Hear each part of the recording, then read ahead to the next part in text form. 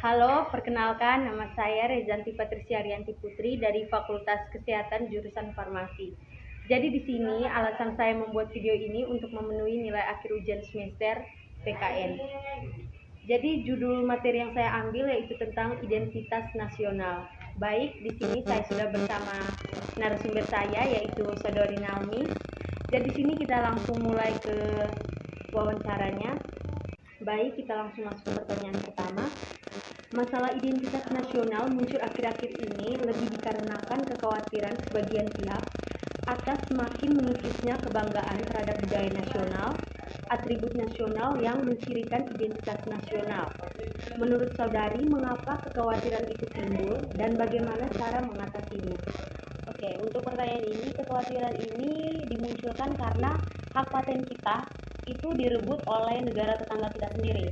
Cara untuk mengatasinya adalah bagaimana cara kita untuk mempatenkan hak tersebut sehingga secepat mungkin identitas nasional kita tidak direbut oleh negara lain. Oke, baik. Kita langsung masuk ke pertanyaan kedua. Pertanyaan kedua, apakah identitas nasional juga berkaitan dengan identitas daerah? Tentu saja, karena yang membuat identitas nasional kita menjadi lebih beraneka ragam karena identitas daerah, sehingga Indonesia dikenal dengan keanekaragamannya. Baik, kita langsung ke pertanyaan selanjutnya. Baik, pertanyaan yang ketiga, contoh identitas nasional yang dapat ditampilkan pada warga luar itu contohnya seperti apa? Yang pertama, lagu nasional dalam bentuk paduan suara yang memakai baju daerah, lalu beberapa tarian daerah yang dikreasikan menjadi satu, dan beberapa musik daerah yang juga dikreasikan menjadi satu juga, lalu membuka tempat seperti museum di luar negeri untuk memperkenalkan senjata-senjata daerah. Baik, terima kasih.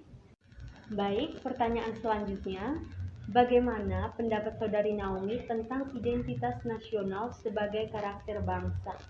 Identitas nasional adalah ciri khas yang dimiliki oleh satu bangsa, tentu saja, yang tidak dimiliki oleh negara lain. Identitas adalah karakter dari bangsa itu sendiri.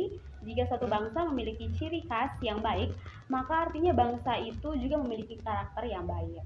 Seperti itu. Jadi ini pertanyaan terakhir dari saya. Suatu bangsa dikenal karena identitas nasional atau ciri khas yang dimilikinya. Coba saudari Naomi sebutkan ciri khas yang dimiliki bangsa Indonesia dan apa yang akan saudari Naomi lakukan untuk mempertahankannya. Oke, kalau untuk ini menurut saya ciri khas dari bangsa Indonesia sendiri adalah gotong royong. Kita tahu bahwa Indonesia memiliki gotong royong yang sangat tinggi, kerjasama yang sangat tinggi. Nah, untuk negara-negara lain seperti di Barat itu tingkat individualnya sangat tinggi. Ya, contoh dari sikap gotong royong bisa dilihat bahwa dulu kita sangat rajin membersihkan atau yang disebut kerja bakti. Kita membersihkan kompleks atau ada yang mengerjakan rumah, kita membantu tanpa biaya ya tentunya. Nah, namun saat ini kita tahu bahwa anak-anak muda seperti kita lebih banyak mendiamkan diri di dalam rumah atau dalam kamar saja, lebih banyak menghabiskan waktu dengan bermain gadget. Untuk itu, cara untuk mempertahankan gotong royong sendiri adalah dengan meningkatkan tingkat sosialitas kita dengan masyarakat sekitar. Contohnya dengan sering berkomunikasi dengan tetangga, lalu membangun chemistry yang baik antar tetangga, sehingga itu yang membuat gotong royong kita sebagai ciri khas Indonesia tidak baik. Terima kasih untuk saudari Naomi karena sudah menemani saya dalam wawancara ini dan memberikan informasi-informasi. Sekian saja wawancara dari saya. Terima kasih. Yang dimilikinya. Coba saudari Naomi sebutkan ciri khas yang dimiliki bangsa Indonesia dan apa yang akan saudari Naomi lakukan untuk mempertahankannya. Oke, kalau untuk ini menurut saya ciri khas dari bangsa Indonesia sendiri adalah gotong royong. Kita tahu bahwa Indonesia memiliki gotong royong yang sangat tinggi, kerjasama yang sangat tinggi.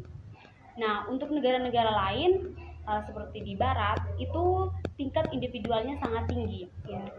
Ya, contoh dari sikap gotong royong bisa dilihat bahwa dulu kita sangat rajin membersihkan atau yang disebut kerja bakti. Kita membersihkan kompleks atau ada yang mengerjakan rumah, kita membantu tanpa biaya ya tentunya. Nah, namun saat ini kita tahu bahwa anak-anak muda seperti kita lebih banyak mendiamkan diri di dalam rumah atau dalam kamar saja, lebih banyak menghabiskan waktu dengan bermain gadget. Untuk itu, cara untuk mempertahankan gotong royong sendiri adalah dengan meningkatkan tingkat sosialitas kita dengan masyarakat sekitar. Contohnya dengan sering berkomunikasi dengan tetangga, lalu membangun chemistry yang baik antar tetangga, sehingga itu yang membuat gotong royong kita sebagai ciri khas Indonesia tidak baik. Terima kasih untuk Saudari Naomi karena sudah menemani saya dalam wawancara ini dan memberikan informasi-informasi. Sekian saja wawancara dari saya. Terima kasih.